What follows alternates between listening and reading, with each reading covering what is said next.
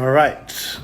About to go live with Ella Stevens. Just waiting for her to join in. And we're going to be talking to her about loads of things. All things youth soccer, playing in college, making it to pro, all things soccer. Here she is now. Just join her in and to jump in, type them in the bottom, and we'll ask Ella. And hopefully it'll be a good chat and you guys get something from it. Hey, Ella, how you doing? Good. How are you? Very I'm glad good. that worked. We made it work first time, right? Yeah. Anyway, well, thanks for joining. I really appreciate it. Of course. Thanks for having me. Awesome. So I've got a few questions I wanted to ask just to find out a little bit more about you. But I know some of my players and other players on here are interested in asking some questions. So we'll go through them in a second and we'll just try and answer them as well as we can. So first off, just a little bit about yourself. I mean, I assume you've been playing for a long time to get to where you are, but what age did you start playing soccer? I've been playing since I can remember. My parents played, so Oh, they when I did? could Oh, walk, awesome. yeah, I would play with them. And then I think I joined my club when I was like 4. Okay, fantastic. Can you hear me? Because I'm worried the audio is being cut. And I can hear you pretty well, so yeah. Okay. They're quick to write in the comments if they can't hear anything. Yeah. So that's fantastic, playing since 4 years old. That's awesome. And having your parents play, was that a huge influence for you to get into it yourself? Yeah, for sure. They would Oh, play like adult league. And so when okay. I was young, they would bring me and I would watch them play. Oh, fantastic. Yeah. So playing for a youth team, I'm always interested in, and I work with a lot of young players from 7 to like 16, the things that put you aside from maybe the other players on your team, you know? So once you get to 8, 9, 10, I think you start to see the difference between some players. And I always think it's what you do outside of training. Because I wonder what you did separately outside of your training to kind of put you aside from them. I think I always loved the technical side of soccer, like things you're able to do alone at home. And I would always go out to my garage and just like kick the ball against the wall and do different like variations of that. When I got good at that, I'd start using like a tennis ball and try to make it harder. Nice. I never liked cone drills. I still don't like cone drills for some reason because I'm not good. It's just like the same thing. So I I think really, I get that is really interesting because a lot of yeah, coaches do that and you see it all over Instagram. And yep, it's nice hearing a player that didn't do that and still made it. Because I think a yeah. lot of people see the ones that did do it and they see them drills, or even professional players doing it and think, if I just go through the same 2 cones 100 times, I'm going to be a great player. Yeah, I mean, I think it's everyone has their own like what they don't like. I don't think there's anything wrong with it. I think with hitting a ball against a wall, it was always different, and it always kind of depended on how well I hit it there and it came back. So All the um, variables, right? yeah, yeah. So it was just and it was fun, more fun for me. Yeah. Yeah, that sounds interesting. So, what age did you start to go do stuff by yourself, or was that always something that you did? I'm not sure. I think it was always something I did. It was kind of my way of having alone time, and just I loved listening to music when I would go out, and it was very therapeutic. I think I don't know. It's just like my zone, my time. So Yeah, I think that's the huge part about it. And I think I coach, and I see a lot of players come in and out. It needs to be something that they want to do, right? It needs to yeah, be they want to go play, they want to get on the ball, and they want to go do stuff by themselves. Otherwise, they're really just going to do the minimum, right? So it's interesting here that it was up to you. And even though your parents played, how much did they try and push you to doing stuff outside of training?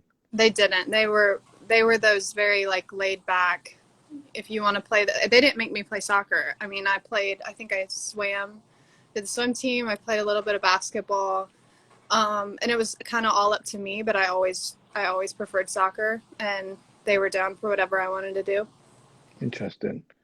So that's good, yeah. Like I think, and all the conversations I've had, so I spoke to a few academy players back in England, I spoke to coaches, and I think the one thing that is just going through all the conversations is mentality. So I'm sure by going out and training by yourself, you must have a strong mentality because it isn't as fun as going playing in a team or just playing a scrimmage.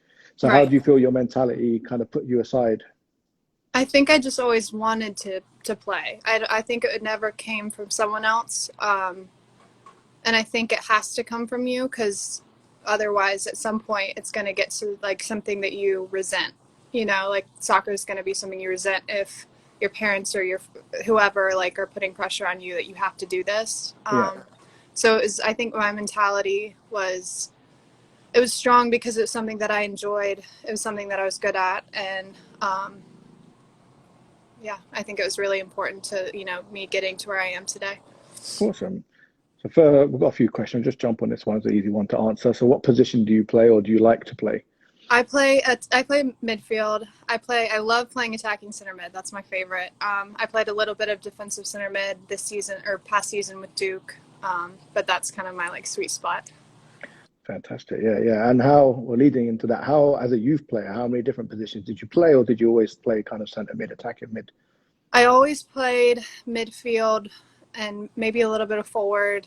When I was really young, I played goalkeeper. I thought I was going to be like the next Coach Solo. I loved goalkeeping. Nice.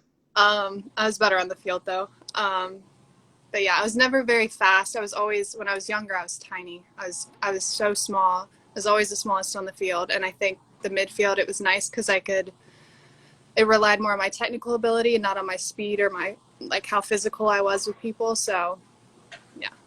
That's awesome. And I say it's really interesting to hear that you were a small player, because I think I coach a lot of girls right now, and everyone develops at their own time. And I've got some very technically gifted players, but they are small, and they get, it is tricky to play against more physical players, even though you probably are better technically, but you kind of get bullied off the ball. The game goes past you. Did that affect you in many games, and how did you kind of deal with that? Yeah, it did. I think it made me a better player, and it set me up to be a better player in the future, because when you are the smallest, you have to do more. So if you're the fastest on the field, you can outrun players. If you're the strongest, you can push them off. But at some point, everyone gets to be the height and weight that they are, and everyone grows, and then it's kind of down to like who has the best control over the ball, along with speed. Like, it's not that speed and physicality aren't important; they're very important. But I think because I didn't have those, I had to become that much better technically, and so I think that helped me a lot. Did you like adjust your game, maybe? Like you say, technically you had to get better. Do you really start thinking about players that are a bit more physical than you? What can I do now to not have to compete with them physically, but do it in a different way? Yeah, I had to play faster. I think I had to, when I had the ball or when I received the ball, I had to already know where I was going to pass it, because if I took too long, I was going to lose it. And then I had to learn how to beat players who were faster than me or who were stronger than me, which I still have trouble with today. I mean, We all do. We all do. yeah, but for sure, I think just having to think ahead and knowing what you were going to do with it, and also being clean with your touch, because if you take a bad first touch, then You're done, right? you're done. Yeah. Yeah. But that's interesting. I think it tells me, and it tells a lot of players, hopefully, that are watching or will watch, that it doesn't matter if you've been beaten in one game by a player or you're physically outmatched. You can always work on something, and you can always improve, and you can always find a way to achieve. So you've done it. So it's evidence right there. So I hope anyone listening gets that from that. Yeah.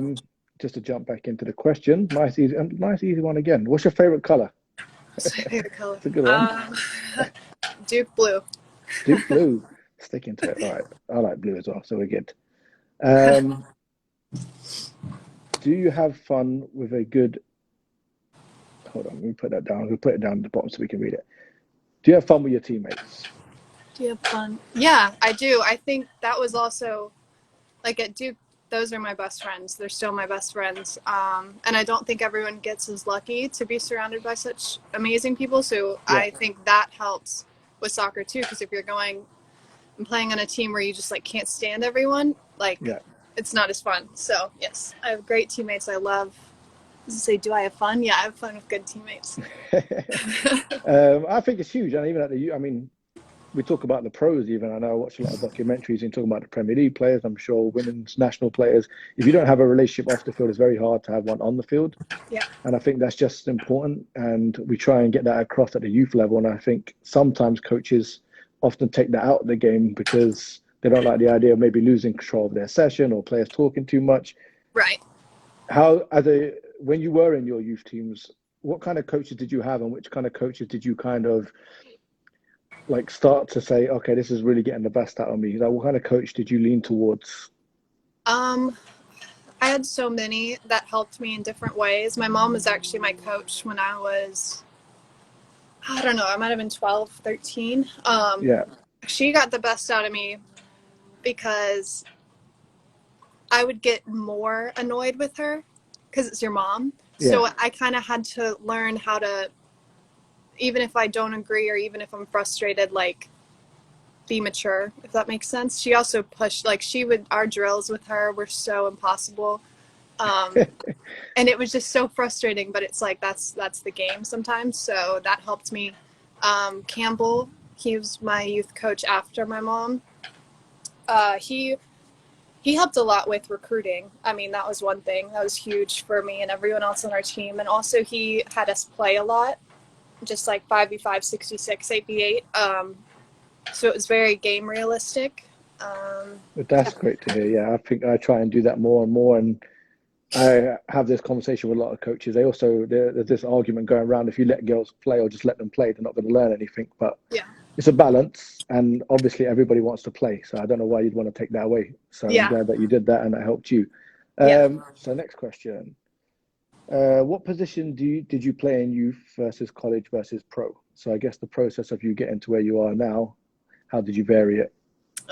So I played midfield and forward in my youth club days, and then college I played mostly attacking mid. I would go up and play the 9, which is like the center forward sometimes, and defensive mid last season. So all in the middle of the field. And then pro, I'm not sure yet. So we're in the process. Waiting to find out. Yeah. You've got some good players that you're going to have to try and steal their spot. So For sure. But the good thing about being able to play, and this is what we try and do at the youth level, is you just say you play defensive mid, attacking mid, striker. You're giving yourself every option to get into that team, right? Right. And they are completely different roles, defensive mid and attacking mid. Yes, they're midfield, but they're completely different aspects of the game.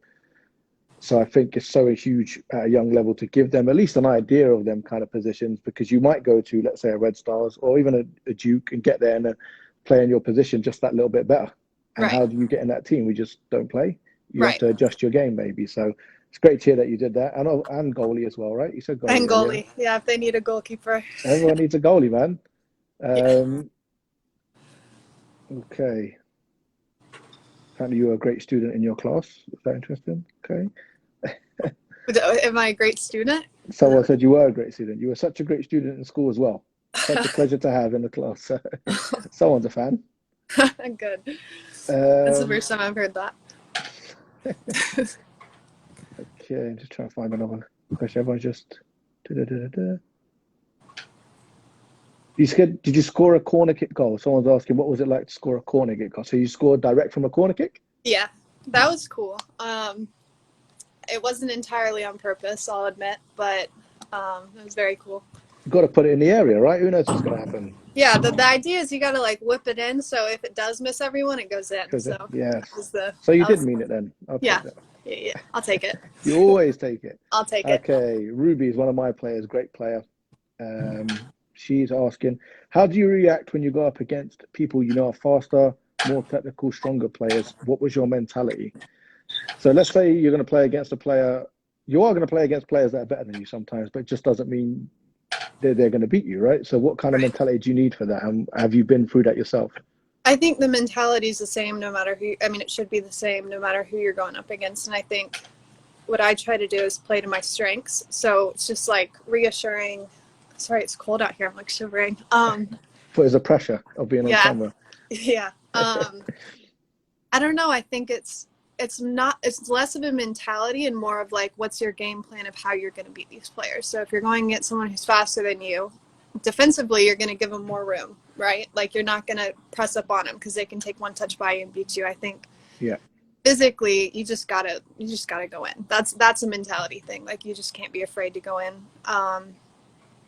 And then technically, like bring it on. Like let's see who's better technically. Yeah. Well, the fact that you do so much practice outside of it, that's what gets you the confidence to say, I know I'm ready to play against anybody, right? Yeah.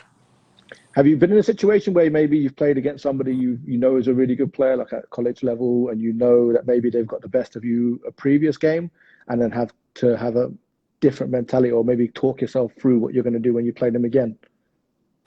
Yeah, I'm trying to think. I mean, it's definitely happened. I think if that does happen, it's usually just watching film, seeing what I did wrong, and then, okay, how am I going to fix that for the next game, Yeah, like analyzing. We spoke to someone recently, another female coach. She's great, and she's got a book called She the Confident out, and it's all about confidence in younger players. And she said something really interesting of just like really thinking about everything that's going to happen in the game and overplaying it. So every situation you've already seen happen 10 times, so you're Right. ready for it when it comes in. Is that something that you've maybe used or something that you doesn't seem to bother you? No, for sure. Yeah. I think the more you think about it, the more you analyze yourself, like the better you'll get and the more confident you'll be when you're going up against that person again. So, Awesome. Okay. Next question. What are you most excited about in your first season with the Red Stars? I assume right now it's just getting outside, right? yeah, right now it's just getting back to playing. I think I'm most excited to play with and against some of the best players in the world. And I think soaking up as much as I can, learning as much as I can, testing myself, and just getting better. I think the first season is all about what you can take from other players and what you can learn and what the new level, this next level, how it differs and how you can fit into it and make it better. So I think learning is what I'm most excited about, and just playing. And it's just, it's harder, you know, like we had 4 training sessions and I loved them. I loved them. They were so competitive. I was exhausted afterwards, but it was just like, this is what I've wanted, you know? That's awesome. So, Yeah, and that's a great thing for my players to hear. I know that are listening because it's all about competing, right? And in the right environment, you're always trying to improve yourself. right. And I actually read something you made, I can't remember, it was a quote of yours, and it was about being excited to play with the players there and learn from them. But I really liked what you said afterwards. I also hope that I can give them something. And I like the mentality that you're not just there to make numbers up wherever you go. You're there Right. to improve, but you can add something to anyone as well. And I Right. really like that mentality. Is that something you've always had, or have you had to work on that kind of side of your game? I think it's something I've always thought. It's not ever been something I've vocalized. But I think that's important too. Like, it's having the confidence to say it, having the confidence to go in and say, maybe I can help. Maybe I can make you better. Maybe I can, you know, do this. So, Yeah, I think that's huge. And another thing I think players should hear, especially at the younger ages where you go up and down teams, you play up a level, you move from one team to another, you can always bring something to that team. You know, you want to learn, but you can bring something too. And I think it's a great message to send. Another one of our players, what do you think your strength is on the field? What would you say one of your main strengths are? I think my vision. I think that's always been something that's I felt is strong. I think just knowing where the ball needs to go. I think making the no look pass because I know someone's making a run in behind.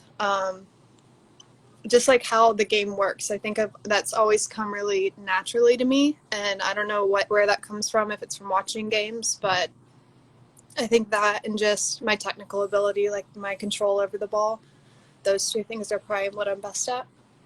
Okay. And again, you've worked hard to put yourself in that position. Yeah. How many juggles do you have? They love that question, kids, because we always sit there counting them. This is funny. So I don't count juggles anymore because I don't have the time to do that. I mean, I do. I just like, it frustrates me if I don't beat it every time. But when I was younger, I got to 1,448. Oh, wow. And I remember that number because I would tell I would tell my parents, my grandma, it was during one of my brother's games and I just like juggled on the side and I think I was going for probably 45 minutes. Jesus. It's been exhausted after that. Yeah, that was the thing. That was what we would do because our whole team would kind of compete who had the highest number. So, yeah.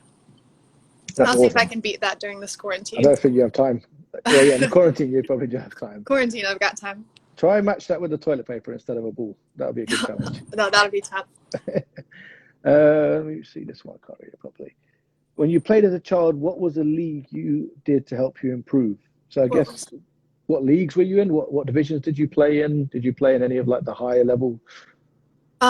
It's changed so much now. I don't know what it is now, but I played for GSA, which is Gwinnett Soccer Association in Georgia, and we played for ECNL. Oh, you played in the ECNL as well, yeah. Yeah. Well, did you ever play up an age group, or did you always play at the same age? Yeah, I played up an age group.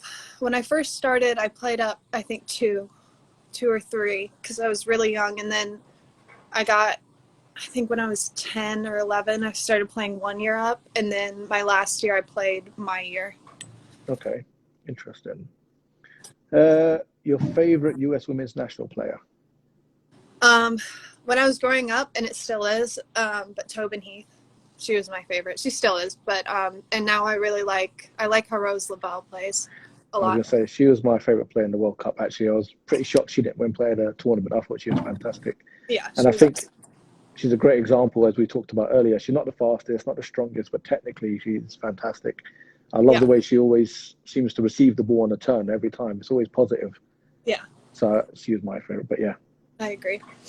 Okay, next one. What are you doing in your own time to prepare yourself to get back on the pitch? I think that's a great question because a lot of the kids are asking what they can do, and any advice would be great. So what are you doing? So I have a bike here, so that's been good with fitness. I've been on the bike a lot just because I don't have a lot of grass area. If I did, I'd be running on that, but I just have the concrete and haven't loved that. So biking, I've been a lot of technical work, the same like I've usually done. I get a ball and a wall and go, and then I'm freezing. Yoga, lots of yoga. Yoga, yeah. I'm trying to get into yoga. I've got terrible hamstrings. Yeah, that'll be good.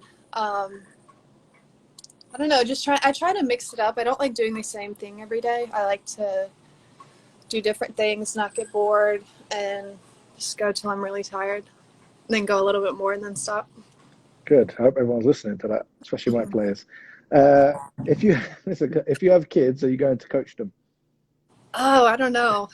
If they play soccer, maybe. I don't know. Maybe when they're young, not when I'll let them go when they're older. Get a bit older. Well, you actually had a good experience of your parents coaching you, so I'd say you're in the minority. Yeah.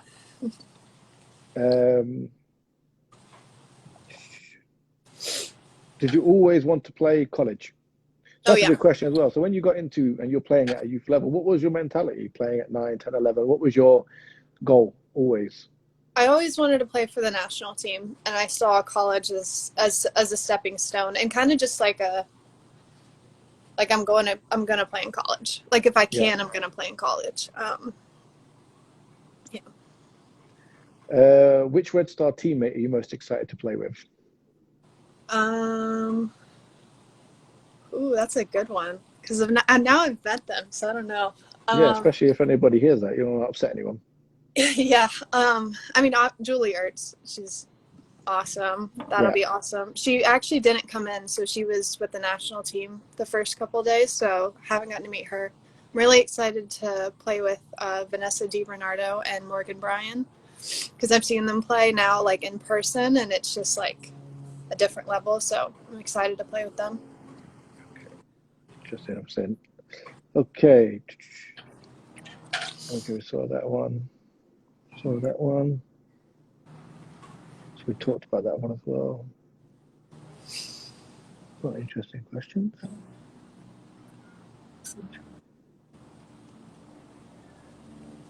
Okay, what about this one? What was your favorite thing about Duke besides the soccer program? The people, for sure. My teammates, the coaches, the campus. Yeah. I think we talked about that. Yeah, just the environment you create, right? Yeah, they were awesome. They were all so helpful. I still reach out to the coaches. The players were still in like a group chat. So, awesome. Yeah. This is a good one. That's my friend in London. He runs an academy, actually. He's asking, any ambitions to ever play in the UK? Yeah, for sure. That would be awesome. I think right now I'll be in the NWSL for however long, but at some point I'd love to. Yeah, the league's definitely getting a lot better there. I think we're a bit behind America as far as how much they put into the women's leagues, but it seems to be getting a lot better. I'm sure that'd be a great experience. More of the trouble is like visas and stuff like that. Yeah. Okay, we answered that one already. How about this one from Quinn, another great player of mine? How do you stay motivated and keep working hard to get where you are today? So actually, it just leads to another question I was going to ask, and we talked about this in another podcast, was about failure. Now, being a soccer player, you're going to fail, right? You're going to lose games, you're going to lose the ball, you're going to miss chances. How have you dealt with that as a player? And has anyone ever given you any advice that you could give, or is it something that kind of you've always been able to just get on with it, or have you worked at that? Yeah, I think I read a lot of like motivational books, and all of them seem to say like your failures lead to your success. And I think that's the mentality that I try to keep. And it's like, instead of looking at a failure as something that's terrible, like try to make that into something positive where you can, from that, learn what you failed at or the mistakes you made and then become better, you know? Because if you're constantly successful, like where's the room for improvement? Exactly. Yeah, yeah. So I think she had an interesting term. It was kind of like search for failure in a way, as a way of not being scared of it. So you're not scared to miss a chance, No. not And scared I've to. missed a lot. I've missed a lot for sure. We all have. We all Yeah. have. So yeah, I always think that's an interesting subject to talk about. What what's your favorite song that you listen to when you're practicing? Favorite song. Oh, that's a tough one. It's a hard one, man. A lot of pressure on that Um, one. I like, oh gosh, why did you put me on the spot? I don't know. Just a couple then. What about a couple different songs that you listened to recently to get you going? Um, Ballin'. Harlan, yeah, I like that one. Ballin'. I love Rihanna. Whenever we would work out, we had a Pandora playlist set up. We just put on Rihanna, and that was always good. I need to go through my music. These are the kind of Khalid. questions that you're going to get, man. And the bigger you No, get, you I need to be wasn't ready for ready this for stuff. that. I wasn't ready for that at all. We'll I'll get give back you a to break you. on that one. So get back to us. It's an interesting one. So what was do you ever have like so what was your biggest mess up on the field? So I guess is there anything that you've done you always kind of stuck in your head now and it's kind of made you Yeah. work harder to fix it? Well, yeah, there's one that we were playing Florida State my freshman year. Yeah. It must have been my freshman year at Florida State. And the game was tied and we got a PK. I didn't take it, but we missed the PK. And then we go to overtime and there's a corner kick and I won it or someone won it and I kicked it forward because I was just trying to clear it. Well, I kicked it right to the other team. They sprayed it wide, crossed it, and then my mark scored a header in overtime. And Oh, I will never forget that. Nope. That one was but bad. on the other But side of it, now you know, right? now I know. No, no, kick it out wide, man. Get it Yeah, I kicked away. it out wide for sure. I kicked it, I mean, right down the middle. Like, But you learn from it, right? Every time you make a mistake, you learn something. So there's a exactly. positive there somewhere. Okay, another question about confidence, which is a huge theme, I think, especially in youth soccer and especially with female players. How do you keep your confidence up if you are having a bad day or can't get something right? And I think you mentioned earlier about your training sessions with your mum that were difficult and even maybe going to the Red Star. So I'm sure you found things that are challenging and days that you just can't seem to make a good pass. So how Yeah. do you deal with that? I mean, sometimes you just have to, like, sometimes it's just bad and you just have to, like, all right, that day's over with. But sometimes all it takes is, I think there's this quote and it's like, something about one bad pass, if you let that lead to another, that becomes a habit. That's like failure or something, or that's something, I don't know, I'm butchering this, but it's like, yeah, if you have one bad pass, if you have one bad practice, if you had one bad week, like it's what happens after that. So I think that's my mentality, like, okay, like I messed this up, but this next one's going to be good, Yeah. you know? So I think that's a great mentality. And something I tell my players is if you take a shot and miss or you lose the ball, it's what do you do after? How do you react to that? And I think what we're trying to create is brave soccer players, I always like to say. And it's brave to take a shot and miss. It's also brave to get the ball again and then take another shot. And I think that's right. the kind of player I want. You know, you lose the ball, go and get it again. You lose the ball, go and get it again. So I'm glad that you have the same mentality as well. This is an interesting one in front with a lot of the youth teams now. We play so much soccer. They do so many different things because everybody wants to make it to college level or pro. So, did you ever feel like you got burnt out along the way? And did you ever have to actually take yourself away for a little while to kind of get back mentally and physically? Yeah, I did for sure. It was never for like an extended period, but I think, how old was I? I might have been like 16 or 17, and I was just like, I need time. Like I need to, like, this has got to be, this is not fun right now. Um, and it definitely happens, I think, especially when you get to the point where you are playing in college and it becomes more of a job. Um, Yeah, and not in a bad way, like if you love it, like you love it, but it is like a time commitment. Yeah, there's times like that where it's just like you do burn out, but I just kind of took time for myself, maybe like a week, maybe 2 weeks, and that helped a lot because I think it puts into perspective, like, what do you really want? Especially in times like this with the quarantine, like, I wasn't burnt out, but there might have been players who were at the point where we were in preseason, maybe national team players who had played, and I don't want to speak for them, but just an example is like, okay, well, now we have a month plus, 2 months plus where we can't play. I think a lot of people are like, wow, I really do miss it. Like, this is like, I want to get back, you know? So sometimes all it takes is a little bit of time. And I think that's what it took for me. That was only one time where I really remember, and it was when I was in high school. I don't remember how long I took. I didn't take much time off, but I think I was just going through something and I just needed like a week or two to just relax. Yeah, I think like you said, the important thing is that you want to be able to go and look forward to playing, right? Not Right. like it's work. And sometimes you need a couple of days, a week off, and now you're back to, I can't wait to get back out there. Right. It's tough, and at the younger age, they do a lot, and we always fear about them getting burnt out, and it has to be fun. When it stops being fun, then I think everybody needs to have a little break. Right. And I think it's important for players to know that just because that does happen, if you do feel that way, like a lot of players do, players that like at the very top feel that way. You know what I Yeah, mean? So, if they can feel um, that way, yeah, I'm sure 8, 9, 10, 11-year-olds feel that way too. right. So I like it happens and it's not something that you need to be like, oh, well, I guess I'm not made to play soccer. Like that's something you have to come to terms with on your own. But there's nothing wrong with taking a step back and like reevaluating like what do I want? Yeah. So just going back to just reminding you about your mess up. Uh, was anything you worked on specifically about, like obviously that mistake? Did you go back and watch it, or is it something that you thought about in training the next day, or?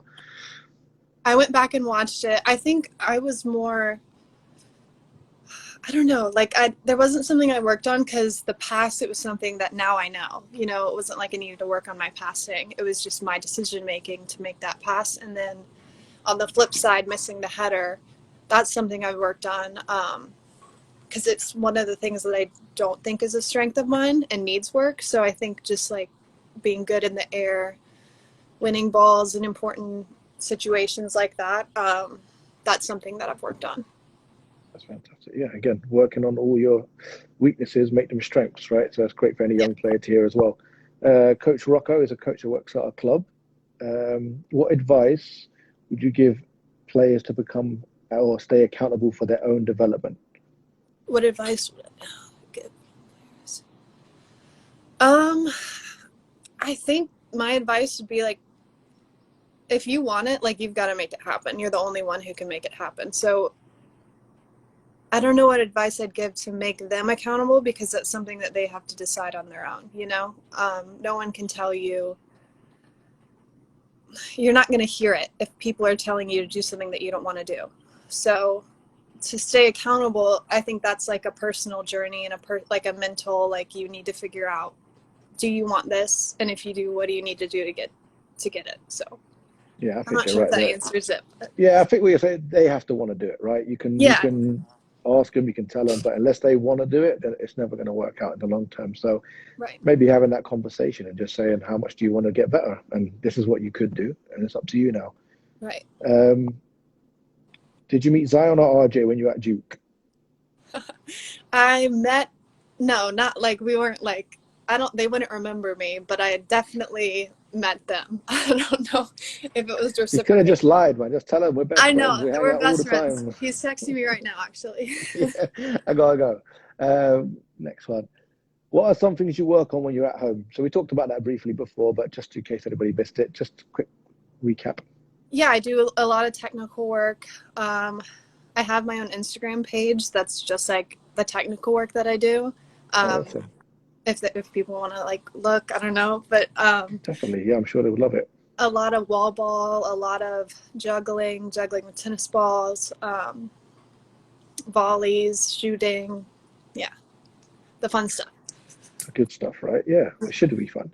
We'll do the last few questions before you freeze, and we run out in an hour anyway. So, last couple questions. We'll go. Is Tobin Heath the reason why your favorite number is 17? Actually, yes. My favorite number isn't 17, but it was the option when I came in. My favorite number is actually 8. So it was like best of both worlds because 1 plus 7's 8. And then Tobin Heath was like my inspiration growing up. So, Perfect. yeah. Okay, that's a good one. This is a good question.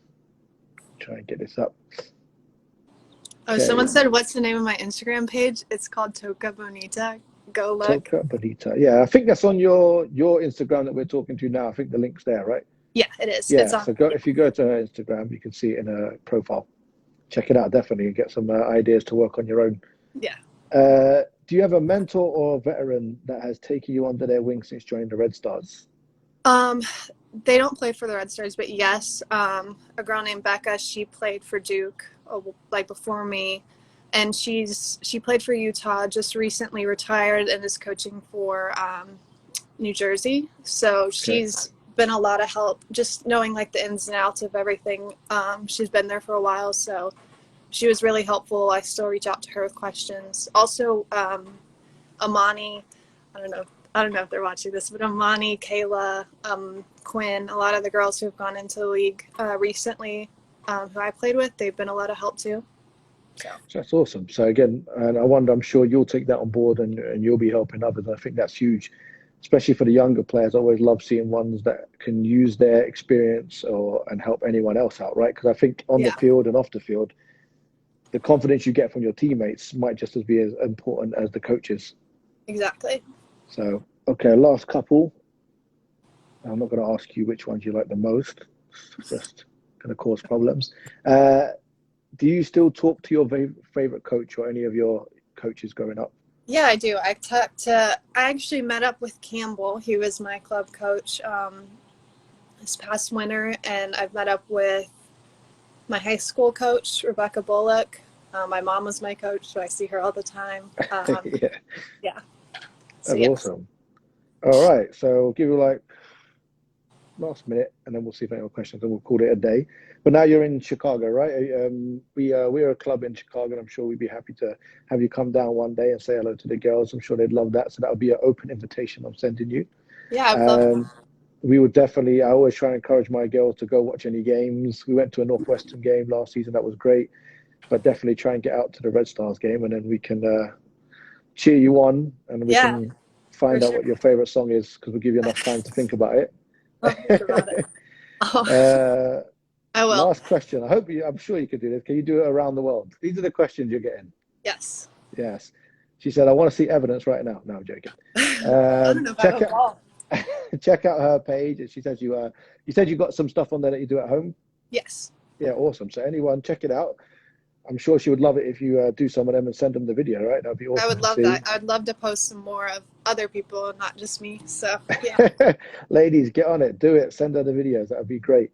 All right. I just say thank you for doing this. I really appreciate it. You don't have to do it. So I appreciate it. And I hope my girls or anyone watching this now or in the story gets something from it, which I'm sure they will. And obviously, I wish you the best in this season. So thank you very much. Sorry. Yeah. Thank you so much. I appreciate it. Really appreciate it. All right. Well, get warm. Thanks again. Bye. Bye.